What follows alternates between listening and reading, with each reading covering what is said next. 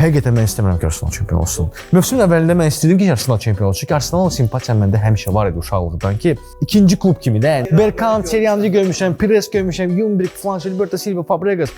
Sevirdim bu komanda. Həmişə istədim ki, onlar nəsə qazansınlar. Amma indi baxıram bu futbola. Bournemouthdan sən Open Play-dan 0-19 eləyirsən, sən birinci yerdə olmamalısan. Sən relegation-da oynamalısan. Mən həmişə deyəndə ki, Arsenal heyəti, yəni əsasda hücumu istedadsız futbolçulardan ibarətdir. Mənim üstümə cümlurlar. Yox, Martinelli elə. Martinelli 2 dəfə söydüm Martinelli, 2 dənə gol vurdu, qurtardı. Hanı Martinelli? Hanı Saka? Yəni Saka ən lazımlı momentdə pasdan zədəlidir. Yəni Martinelli ümumiyyətlə futbolçu sayan insanlar futbola baxmasınlar. Bax Martinelli futbolçu deyil. Martinelli bir sənədə oynamalı, Belçikada zətdə oynamalıdır. Maksimum Eto Brugge sastava düşməz Martinelli. Dünya tarixində bəlkə də heç kəsin almaq istəmədiyi ən bahalı futbolçudur o. Yəni 120 milyon qoyublar qiymətli Sakanın.